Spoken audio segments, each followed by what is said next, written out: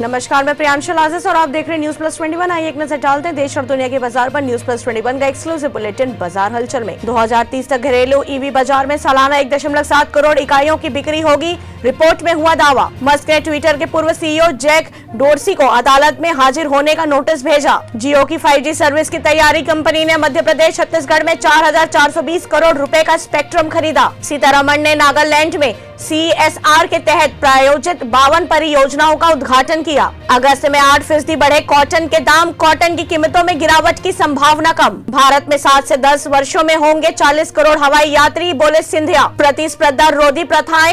Apple, Google, Netflix, Amazon India को संसदीय समिति ने तलब किया। मिड कैप IT स्टॉक अगले 2-3 साल में मजबूत प्रदर्शन करते नजर आएंगे, बोले नीलेश शाह।